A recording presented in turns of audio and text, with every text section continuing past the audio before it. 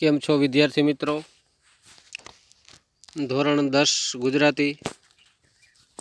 આપણે ગુજરાતીના અને સંસ્કૃતના પેપરો તમે ભર્યા છે. આપણે પેપર મોકલાતા એ પેપર ભરાણા પછી તમે સરસ મજાના જવાબો લખી અને મોકલા હશે. સાથે સાથે તમે સંપૂર્ણ તૈયારી કરી હશે. જાત મહેનત જિંદાબાદ. કે પછી ઓપન બુક એક્ઝામ કઈ રીતે પરીક્ષા લીધી હતી? લખી હતી કઈ રીતે? જાતે મહેનત કરીને લખી હતી ને? કાંઈ વાંધો નહીં. હવે બીજું કે એક્ઝામ ને બધું તમે દઈ દીધું છે. હવે થોડા દિવસ આ અઠવાડિયાનો સમય છે એટલે આપણે 2-5 દિવસ ભણવાનું છે. એ પાછું રાબેતા મુજબ આપણે ભણીએ છીએ. સંસ્કૃત ગુજરાતીના 2માંથી એક, કા સંસ્કૃત ને કા ગુજરાતી, 2માંથી એક લેક્ચર આપણે ચાલુ રાખશું. એટલે તમારે વાતાવરણ પણ હળવું રહીએ. આ બે નહીં દો, એક દિવસ સંસ્કૃત આપીશ ને એક દિવસ અંગ્રેજી આપણે ગુજરાતી આપીશ. એટલે 2માંથી એક લેક્ચર તમને મળશે.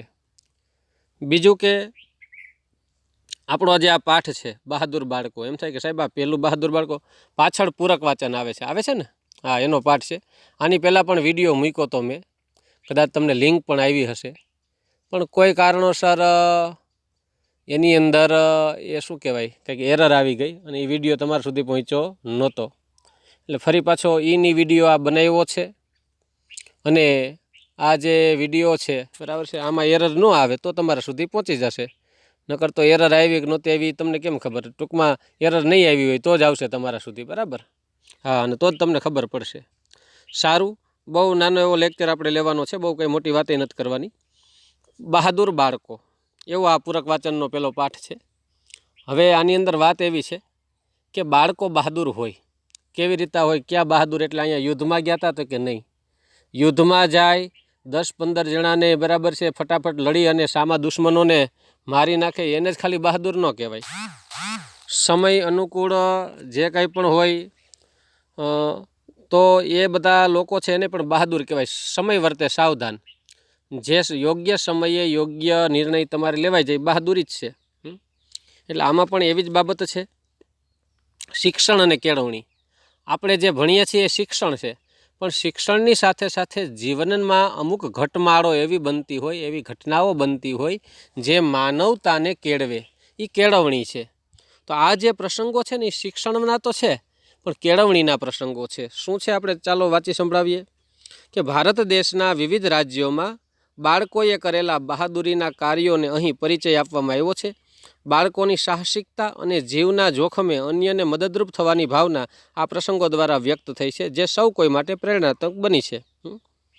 તમારા ચોપડીમાં પણ છે, પેજ નંબર 160-62 ઉપર આ જે છે એ કદાચ આમાં વિડીયોની અંદર સરખું ન દેખાય તો તમારી ટેક્સ્ટ બુકમાં પણ છે, જોજો.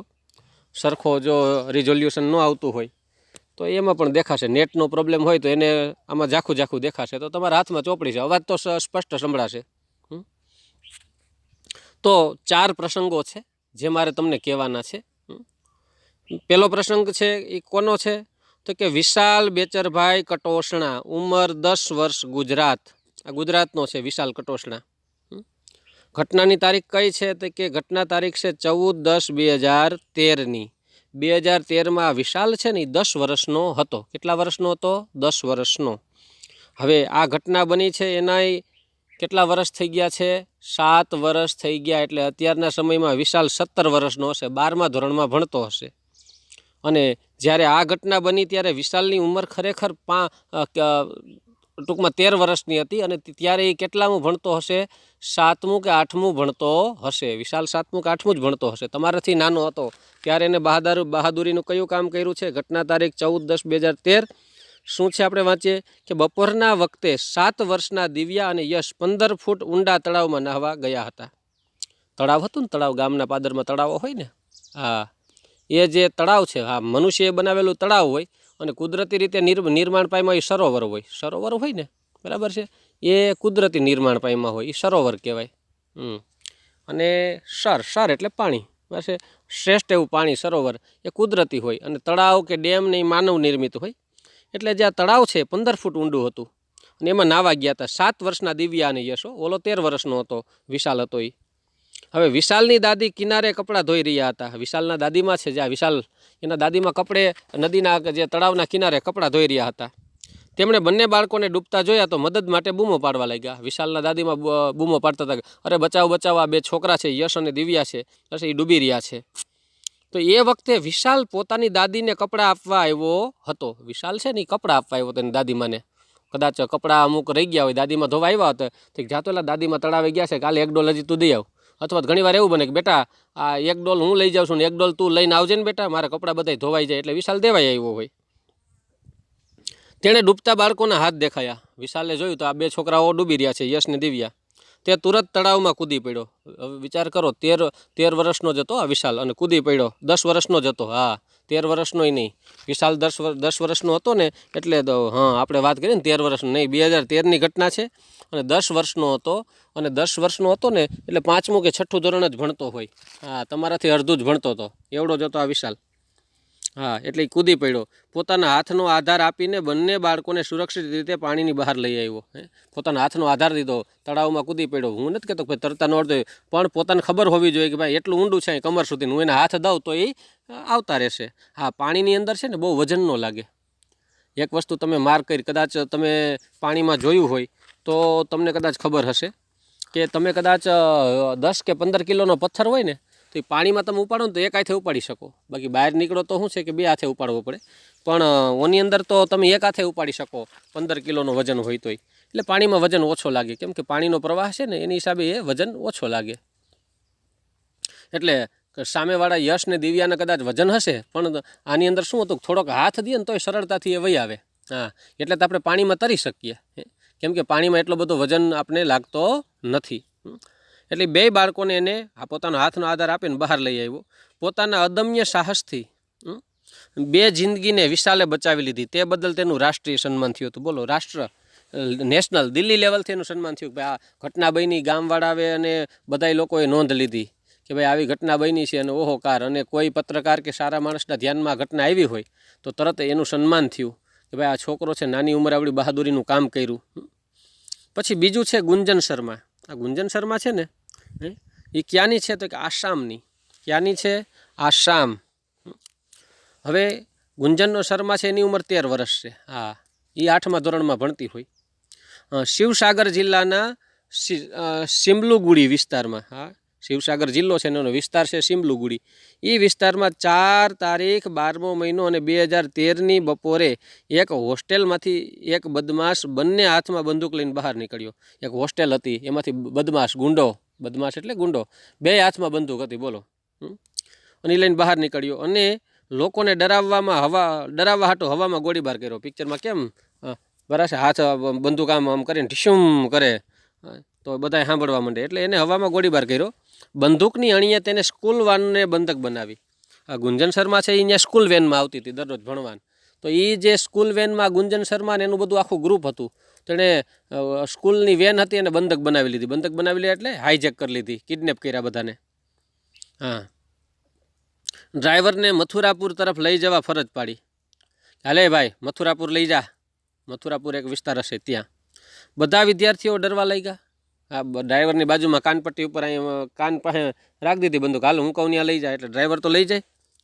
બાળકો અંદર બેઠા હતા એટલે બધા વિદ્યાર્થીઓ ડરવા લાગ્યા ને મૂંઝાઈ ગયા. અને ડ્રાઈવરને કીધું કે હાલ તું મથુરાપુર લઈ જા. તેમાં સૌથી મોટી ગુંજન શર્મા હતી. બધા વિદ્યાર્થીઓ, કોઈ 6ઠું ભણતા, કોઈ 5મું ભણતા, કોઈ 7મું ભણતા. આ ગુંજન શર્મા છે એ 13 વર્ષની, બધાથી થોડીક મોટી હતી. એટલે એણે સૌથી મોટી ગુંજન શર્મા છે એણે અપહરણકર્તાને વિનંતી કરી કે તેને બંદી બનાવીને બધા બાળકોને મુક્ત કરે. એણે શું કીધું ખબર છે કે ભાઈ, એ ગુંડા ભાઈ, તમે છે ને મને લઈ જાઓ, પણ આ બધાય છોકરાઓને મૂકી દો. હું તમને પગે લાગુ, મહેરબાની, તમે મને લઈ જાઓ, બસ મને મારવી હોય તો મારી નાખજો, નદીમાં નાખી દેજો, એ મારા ટુકડા કરી નાખજો, પણ આ જે છોકરાઓ બીજા છે એને તો તમે છોડી દો. એવું એણે એ વાત કરી, વિનંતી કરી. ત્યાં અચાનક વાન એક ખાડામાં જઈ પડી. આ બધી ધબધબાટીને બોલતી હોય, આ છે તે છે, તો વાન છે ને ખાડામાં પડી ગઈ. બાજુમાં રસ્તો તો ખાડામાં ગોથું ખાઈ ગયા. ડ્રાઈવર અને 10 બાળકોને છોડીને અપહરણ કરતા ગુંજનને લઈને ગાઢ જંગલમાં થઈ અને પડોશી રાજ્યની હદમાં ચાલ્યો ગયો. ડ્રાઈવરને બીજા 10 બાળકો હતા એને મૂકી દીધા ગુંજનને કીધું બહુ દોઢ ડાય થતી હતી ને કે મને લઈ જાઓ ને આ બધાને છોડી દો, હાલ તને લઈ જાઉં છું, આ બધાને છોડી દઉં, એમ કરીને જંગલમાં લઈ ગયો એ ગુંજન શર્માને, 12-13 વર્ષની દીકરીને જંગલમાં લઈ ગયો. અને ત્યાં જંગલની ઓલી બાજુ છે ત્યાં પાડોશી બીજું રાજ્ય શરૂ થઈ ગયું હતું. આસામની બાજુમાં ગુવાહાટ, આસામની બાજુમાં તો કયું આવે છે, મિઝોરમ ને મણિપુર ને એવું આવતું હશે, બહુ હું તો નથી ગયો એટલે બહુ ખબર નથી. એટલે ત્યાં એ બીજા રાજ્યની હદમાં ચાલ્યો ગયો. સવારે 4 વાગ્યે ગુંજનને છોડીને ભાગી નીકળ્યો. એ જે બદમાશ હતો ને ગુંડો, એ જંગલમાં વયો ગયો ને ક્યાંક એ જંગલમાં ગયા હશે, ત્યાં કોઈ ગુફા કે કોઈ એની ઓળખીતી જગ્યા હશે, ત્યાં ગુંજનને આમ લમડા ઉપર પિસ્તોલ રાખી છાની મની આઈ લે મૂંગી હાલ. અને ગુંજને ભારે વાતુડી હશે, ઓલાને મગજ ખાઈ ગઈ હશે, હે ભાઈ કે તમે બંદૂક લઈને શું કરો છો, આ બંદૂકથી શું થાય, તમે આવું કેમ કરો છો, હારા માણસ બની જાવ ને. આ નિર્દોષ બાળકને સારું બાળક હોય એટલે વાંધો ન આવે, એ ગુંડાઓને સુધારી દો. રવિશંકર મહારાજે કેટલા ગુંડાઓના હૃદય પરિવર્તન કર્યા હતા, જે બહાર વટ્યા હતા એની સાથે રૂબરૂ મળવા ગયા અને કીધું કે ભાઈ સુધરી જાઓ, આવા ધંધા કરોમાં અને સજ્જન માણસો બનો. એટલે રવિશંકર મહારાજે પણ ઘણા લોકોને સુધાર્યા. એટલે આ ગુંજન શર્મા હતી એને મૂકીને ઓલો ગુંડો ભાગી ગયો. સવારે 4 વાગ્યે ગુંજનને છોડીને ભાગી નીકળ્યો એ ગુંડો. 1 કલાક સુધી ચાલીને ગુંજન એક ઝૂંપડી પાસે પહોંચી અને જંગલની અંદર રાતના 4 વાગ્યાનો સમય. ગુંજન શર્મા છે એ હાઈલી ગઈ જંગલમાં અંધારા રસ્તે, અને 4 વાગ્યે એ એક ઝૂંપડીમાં આવી હશે, 1 કલાક સુધી ચાલીને પહોંચી હશે અને 5 વાગી ગયા હશે સવારના. તેમાં રહેનાર વ્યક્તિએ તુરંત પોલીસને જાણ કરી. હવે ઝૂંપડીમાં ગયા ને તો ત્યાં એક પોલીસનો એક વ્યક્તિ રહેતો, તેણે પોલીસને ફોન કર્યો કે જાણ કરી દીધી કે ભાઈ અહીંયા એક છોકરી આવી છે, એ સારો માણસ હશે, નહીંતર તો એ ગુંડો હોય તો એ ઉપાડીને લઈ જાય ને નાના બાળકોને તો વેચી નાખ્યો, છોકરીઓને વેચી નાખે અને વિદેશમાં ક્યાંક એને હાથ પગ ભંગવીને ભીખ મગવીને આવું બધું કરે. પણ કોઈની મજબૂરી હશે, આ શા માટે બદમાશ હશે, એણે શા માટે ગુંજન શર્માને બંધક બનાવી હશે એ રામ જાણે. પણ અહીંયા જે છે એ ઝૂંપડપટ્ટીમાં જે ઝૂંપડી હતી ત્યાં ગુંજન શર્મા ગઈ અને એણે એક પોલીસને તરત જાણ કરી. ગુંજનને શોધી કાઢવામાં આવી. પોલીસ છે એ પણ તરત ત્યાં પહોંચી ગઈ ને ગુંજનને શોધી. ગુંજન શર્માએ પોતાના સહાધ્યેયોને અપહરણકર્તાની ચુંગલમાંથી બચાવીને અડગ સાહસ અને કર્તવ્યપરાયણતાનો પરિચય આપ્યો. બોલો, એ પોતાના જે સહાધ્યાયી હતા, સાથે ભણનારા લોકો હતા, એને બચાવી લીધા કે ભલે મને મારી નાખે પણ તમે બધા કારણ વિનાના, તારે ભાઈ મારો કોકનું મર્ડર કરવું છે, મારું મર્ડર કરી નાખ, મને મારી નાખ, શા માટે બધાને લઈ જશો. બીજાને બચાવી લીધા અને પોતે મુસીબતમાં વહી ગઈ. આપણે પાઠ આવ્યો હતો ને સંસ્કૃતમાં કે અત્યારના સમયમાં શિબી રાજા વગર કોણ આ મુશ્કેલ કાર્ય કરે. એમાં ગુંજન શર્મા છે એ શિબી રાજા જેવું કામ હતું. શિબી રાજાએ ઓલા હોલાને બચાવવા હાટું પોતાનો જીવ જોખમમાં નાખી દીધો, એમ ગુંજન શર્માએ પણ બીજાને બચાવવા હાટું પોતાનો જીવ જોખમમાં નાખી દીધો હતો. એટલે આ ગુંજન શર્મા છે એણે પોતાના સહાધ્યાયોને અપહરણકર્તાની ચુંગલમાંથી બચાવીને અડગ સાહસ અને કર્તવ્યપરાયણતાનો પરિચય આપ્યો. એ બદલ તેને ગીતા ચોપરા એવોર્ડ અર્પણ કરવામાં આવ્યો હતો. ગીતા ચોપરાનો એવોર્ડ કંઈક હશે, બસ એને એ કરવામાં આવ્યો હતો. પછી બીજું છે, 2 આ ગુંજન શર્માની વાત થઈ. પછી હવે ત્રીજું નામ છે ઝીલ જીતેન્દ્ર મરાઠે, ઉંમર વર્ષ 13, ગુજરાત. આ ઝીલ મરાઠે છે ને એ પણ ગુજરાતનો વ્યક્તિ છે. હવે કઈ તારીખની વાત છે, એ 13 વર્ષનો હતો. 20/2/2014 રોજની ઘટના છે ઝીલ મરાઠેની. હવે 20/2/2014 એટલે આમ જોવા જઈએ તો કેટલા વર્ષ પહેલાં, 6 વર્ષ પહેલાંની વાત છે આ. અને 13 વર્ષનો હતો એટલે ઝીલ અત્યારે 19 વર્ષનો હશે. હવે એ 20/2/2014 રોજ શિવરાજપુરમાં એક શાળાના વિદ્યાર્થીઓનો પ્રવાસ ગોઠવાયો હતો. શિવરાજપુરની શાળા છે, એમાં પ્રવાસ થયો હતો. સાંજે પાછા વળતા બસના ડ્રાઈવરે કાબુ ગુમાવ્યો અને બસ પલટી મારીને 100 ફૂટ જેટલી ઢસડાઈ. બસ છે એ પલટી મારી ગઈ, ગોથું ખાઈ ગઈ અને 100 ફૂટ જેટલી ઢસડાઈ. 100 ફૂટ એટલે ખબર છે કેટલી? ખબર છે, આપણો જે રૂમ હોય ને ઓરડી એ 10-12 ફૂટની હોય. આપણો જે રૂમ હોય ને સામાન્ય, બહુ ગામડાના રૂમ તો 15-15 ફૂટના હોય, પણ એવા 10 રૂમ થાય ને, આપણે સિટીના ફ્લેટના કેવડા રૂમ હોય એવા 10 રૂમ થાય ને એ એટલું છેટું ઢસડાણી ઢટ કરતી. પિક્ચરોમાં કેમ આવે, ગોથું ખાઈ જાય ને બસ ઢેડાતી ને આવે, બસ એ ટાઈપ. અને બાળકો ઉછળીને પટકાયા, બાળકો બધા ઉછળા ને પટકાણા ને એક્સિડન્ટ થાય તો ભાઈ કોઈનું બુદ્ધિ ન હાલે. અને ચીસાચીસ થઈ ગઈ, ધબધબાટી, ઓય માડીને ઓય બાપા. બસ બેકાબૂ થઈ ત્યારથી જ ઝીલ સતર્ક થઈ ગઈ હતી. આ ઝીલ છે ને છોકરી નથી, છોકરો છે. હા જો ઝીલ છે એ સતર્ક થઈ ગઈ હતી. બસના તૂટેલા કાચમાંથી ઝીલ બહાર નીકળી. બસનો કાચ તૂટ્યો તો તેમાં ઝીલ બહાર નીકળી ગઈ. એને લાગ્યું નહીં હોય, ઓછું હોય. અને ઘાયલ થયેલા બાળકોને બહાર નીકળવામાં મદદ કરવા લાગી. ઝીલ છે ને બધા જે બાળકો ઘાયલ થઈ ગયા હતા એને એક પછી એકને લઈ લઈને બહાર કાઢવા લાગી. તેના શિક્ષકો પણ ઘાયલ થયેલા હતા. શિક્ષકના મોબાઈલમાંથી ઝીલે પોલીસ અને એમ્બ્યુલન્સને ફોન કર્યો હતો. શિક્ષક એને લાગ્યું હતું, એ અડધા બેભાન હતા, કોઈનો પગ ભાંગી ગયો ને કોઈનું માથું ફૂટ્યું ને કોઈને લાગ્યું ને આવી બધી સ્થિતિ હતી. એ પોતે સંભાળી શકે એમ નહોતા તો વિદ્યાર્થીને શિક્ષકો શું બચાવે. પણ આ ઝીલ છે બરાબર મરાઠે, એણે બધાને સંભાળ્યા. શિક્ષકના મોબાઈલમાંથી ફોન કરી દીધો તરત જ, પોલીસને કરી દીધો ને એમ્બ્યુલન્સને ફોન કરી દીધો. રસ્તે જતાને મદદ માટે વિનંતી કરી. રસ્તે જતા તે બધાને વિનંતી કરી, એ ભાઈ પ્લીઝ હેલ્પ કરો, હેલ્પ કરો. એમ્બ્યુલન્સ ન આવી ત્યાં સુધી ઝીલ ઘાયલોને આશ્વાસન આપતી રહી. એમ્બ્યુલન્સ આવતા વાર લાગે ને, ભલે કાંઈ સીધી તો એમ્બ્યુલન્સને કાંઈ ભેગી તો ન હોય, મુખ્યમંત્રી હોય તેને ભેગું એમ્બ્યુલન્સને બધું હોય, પણ આમાં તો વાર લાગી. થોડીક વાર અડધી કલાક કે થાય ત્યાં સુધી ઝીલે બધાને આશ્વાસન આપ્યું કે જો ફોન કરી દીધો છે, હમણાં તમે તમારી ચિંતા કરોમાં. કોને લાગ્યું છે તો ભાઈ ઘડીક અહીંયા માથે લાગ્યું છે તો આલે પાટો વીટી લે, આમ કર લે, તેમ કર, રોમાં બસ જો આવે છે, જો ઓલી દેખાય છે, જો ભાઈ એમ્બ્યુલન્સ આવતી હતી ને હમણાં જ આવી જશે, ચિંતા કરોમાં. આવી બધી આશ્વાસન આપતી રહી. પછી ઘાયલોને એમ્બ્યુલન્સ સુધી પહોંચાડવામાં પણ મદદ કરી. ઘાયલ થયા હતા તેને એમ્બ્યુલન્સમાં પણ પહોંચાડવા લાગી. ઝીલે પોતાના નિર્ભીક અને સાહસિક કાર્યોથી કેટલાયના જીવન બચાવ્યા, એ બદલ તેનું રાષ્ટ્રીય ગૌરવ કરવામાં આવ્યું. કેટલા લોકો બસની અંદર અકસ્માત થયો હતો એનો, તો ઘણા લોકોનું જીવન એને બચાવ્યું હતું, તો એને પણ રાષ્ટ્રીય ગૌરવ કરવામાં આવ્યું હતું. ચોથી ઘટના છે રીપાદાસ. આ રીપાદાસ નામની જે છોકરી છે ને એની ઉંમર 7 વર્ષની જ. બોલો, ત્રિપુરા રાજ્ય, મેઘાલય ને મણિપુર ને આસામ ને ત્રિપુરા ને એ બધું એ બાજુ છે બરાબર છે, પૂર્વના રાજ્યો છે, પૂર્વોત્તર. એટલે આ જે ઘટના છે ક્યારની છે તો કે 24/7/2014ની ઘટના છે. એટલે કે આજથી 6 વર્ષ પહેલાંની. અને રીપાદાસ ત્યારે 7 વર્ષની હતી અને અત્યારની એની ઉંમર 13 વર્ષની જ હશે. આ ઘટના 2014માં બની છે અને 2020માં પણ રીપાદાસની ઉંમર માત્ર 13 વર્ષની હશે. તમારાથી 2 વર્ષ નાની હજી અત્યારે.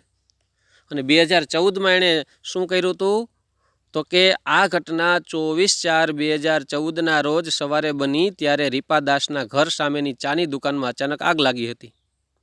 રીપાદાસ જ્યાં રહેતી હતી અને ઘરની સામે ચાની દુકાન હતી, એમાં અચાનક આગ લાગી. ભરચક વસ્તીવાળા વિસ્તારમાં આગ ચારે તરફ જલ્દીથી ફેલાઈ ગઈ. હવે ભરચક વિસ્તાર હતો, ગીચ વિસ્તાર, એટલે શું થાય, આગ તરત જ લાગી ગઈ. બધે ફટાફટ મંડી આગ લાગવા અને ચારે તરફ જલ્દીથી ફેલાઈ ગઈ. રીપાદાસ પોતાના 1 વર્ષના ભાઈ સાથે, રીપાદાસ છે પોતાનો 1 વર્ષનો ભાઈ જે છે એની સાથે ઓરડામાં સૂતી હતી. હવે નાની એવી 7 વર્ષની બાળકીને એનો 1 વર્ષનો ભાઈ હતો.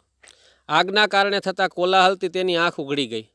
આગ લાગી અને કોલાહલ થયો, હોય બચાવો બચાવો, આગ લાગી આગ લાગી આગ લાગી એવો અવાજ આવતો હતો. એટલે એ જાગી ગઈ, એની આંખ ઉઘડી ગઈ. જોયું તો આગ ઝડપથી ફેલાઈ રહી હતી. ચારે બાજુ આગ ફેલાઈતી હતી. જોખમ પારખીને રીપાએ પોતાના ભાઈને બરાબર કસીને તેડીને આગની જ્વાળાઓ વચ્ચેથી બહાર દોડી ગઈ. જોખમ હતું જોરદાર. બસ એને ખબર હતી કે હું જો આમ નહીં કરું તો બધા સળગી જશું. હવે 7 વર્ષના બાળકને શું ખબર પડે?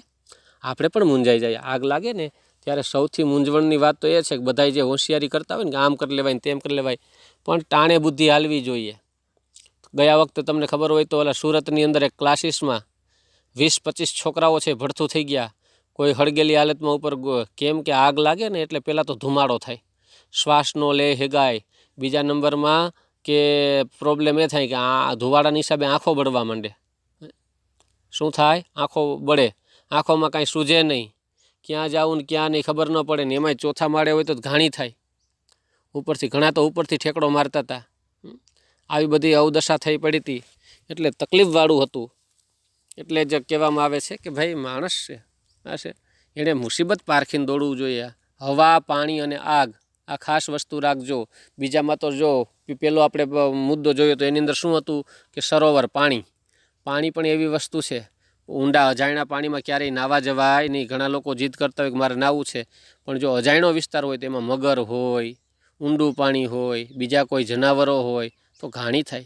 એટલે ગમે જગ્યાએ નાવાનો આગ્રહ ન રખાય પાણીમાં, નદીઓમાં. પહેલાં માણસો નદીએ નાતા, પણ શું હતું કે એને ખબર હોય કાયમીનું, અને એકની આખી દુનિયા નાતી.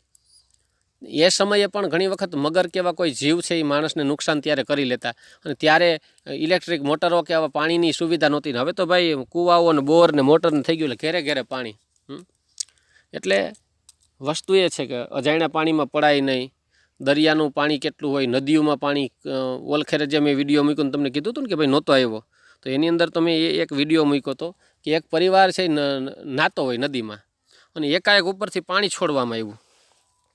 તો વળાક નદીની બાજુમાં જ વળાક હતો, તો પાણી દેખી ગયા. તો અમુક લોકો નદી બહુ મોટી હતી, 2-3 નાળાવા જેટલી હતી, એ અડધી સોસાયટી જેટલી.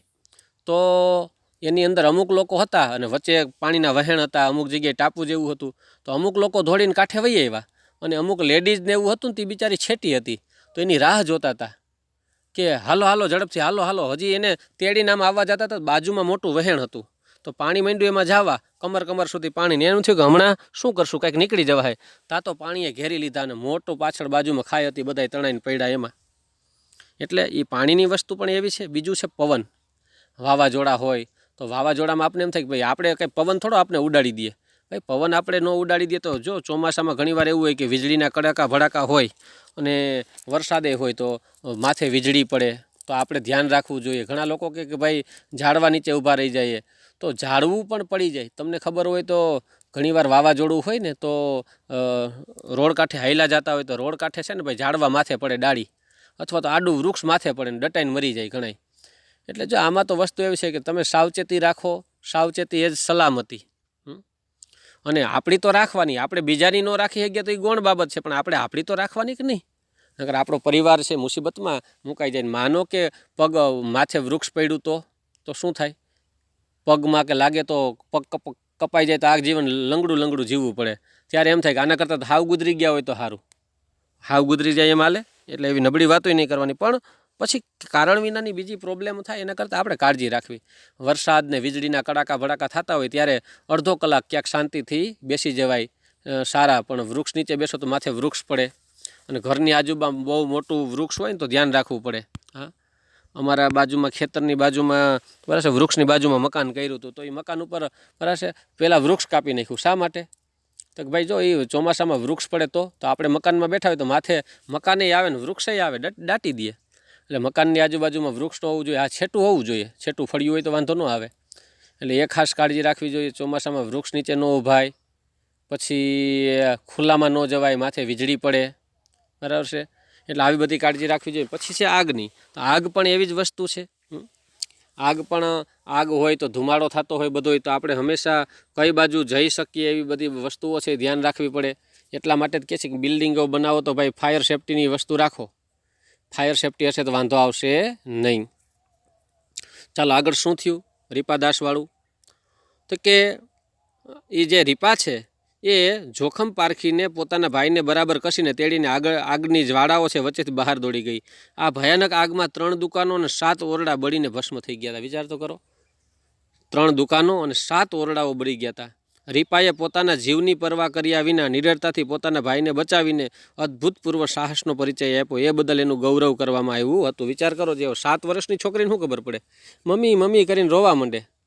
એને એ તો ન ખબર પડે કે ભાઈ આમાં ફટાફટ નીકળી જવાય. આપણે મોટી તો તમે સમજો છો તો તમને ખબર પડે કે ભાઈ આમાં ફટાફટ નીકળી જવાય. પણ ઘણીવાર તો એવું હોય કે પોતાનો નાનો ભાઈ કે ભાંડેડું હોય ને તો એ પોતે દોડીને નીકળી જાય, લે હાલે. મને તો ચિંતામાં બસ આગ લાગી તો હું તો એકલી દોડીને વહી આવી. ભાઈનું તો જોયું નહીં, પણ રીપા દાસે તો પોતાના ભાઈનું પણ જોયું. એ ભાઈને લઈ અને દોડીને, અને આગની જ્વાળાઓ હતી. હા, પછી એમાં ખોટી બુદ્ધિ નહીં મારવાની, સાહસમાં. હા, એટલે પિક્ચરમાં કેમ અગ્નિની જ્વાળાઓ હોય ને આમ હીરો કે પિક્ચરના લોકો છે એમ આગમાંથી આવે, એમ નહીં. તો એવું કરવું હોય તો શું કરાય ખબર છે? ગોદડું કે કંઈક ચાદર કે હોય ને ભીની કરી લેવાય. ઘરમાં પાણી તો હોય કે ન હોય? ઘરમાં આગ લાગે ત્યારે શું કરવાનું હોય? બરાબર છે કે ભાઈ આગની જ્વાળા છે તો શું કરાય? તો કે જે ઘરમાં ચાદર કે ગોદડું હોય ને ભીનું કરી લેવાય, અને એ ઓઢી ને આપને ખબર છે આગ કેટલી છે, તો કે ભાઈ હાથવા છે, કઈ જગ્યાએ લાગી તો કે વાં હળગે છે. હવે ત્યાંથી બાજુમાં નીકળે તો આપણે વાડે હળગી જાય, મોઢું હળગી જાય, ને કપડે હળગી જાય. તો એ ભીની ચાદર છે ને એ ઓઢી અને ફટાફટ નીકળી જવાનું. એમાં જો જ્યાં ચાદર કે એવું ભીની ઓઢી હોય તો ત્યાં ન વાંધો આવે. કોઈ હાથ કે પગ ખુલ્લા રહી ગયા હોય તો ત્યાં થોડીક જ્વાળા અડી ગઈ હોય તો વાંધો ન આવે. 2-5 દી આપણે મલમ ચોપડીએ તો વાંધો ન આવે. અને બધાને એ રીતના બચાવી લઈ. જો ભીની વસ્તુ કરી લેવાય. પછી ઘણીવાર એવું હોય કે સાપ કરડે ત્યારે શું કરવું, તો કે સાપ કરડે તો ઘણીવાર તો એવું હોય કે બિનઝેરી હોય અને માણસ ભયના કારણે ગુજરી જાય. તો ફટાફટ ક્યાંય દોરા ધાગા કર્યા વગર સીધું દવાખાને પહોંચી જવાય. સાપની જાણકારી રખાય કે ભાઈ કેવા પ્રકારના સાપ અહીંયા થાય છે, કયા હોઈ શકે છે, શું છે, એનો આકાર કેવો હતો, ડૉક્ટરને વાત કરાય. ફટાફટ એ વ્યક્તિને છે એ હાલવા ન દેવાય અને ફટાફટ હોસ્પિટલાઇઝ કરવો જોઈએ. એટલે આ બધી વસ્તુઓ છે એ આપણા શિક્ષણનો એક ભાગ છે. બરાબર છે. અહીં આપણે આ વિડીયો પૂરો કરીએ છીએ. એટલે વસ્તુ એ છે કે તમે છે આ રીતે મુસીબતનો સામનો તમે પણ કરતા શીખો. આપણી જિંદગી બચાવીએ, આપણી તો બચાવીએ, પણ શક્ય હોય તો બીજાની પણ જિંદગી બચાવીએ. ભલે પુરસ્કાર ન મળે તો કાંઈ નહીં, પણ આપણી જાતને ગર્વ તો થાય કે ના અમે માણસ છીએ, અમે સારા કામ કરીએ છીએ. ઓકે, ચાલો અહીં આપણે આ વિડીયો આપણે રાખીએ છીએ, પૂરો કરીએ છીએ.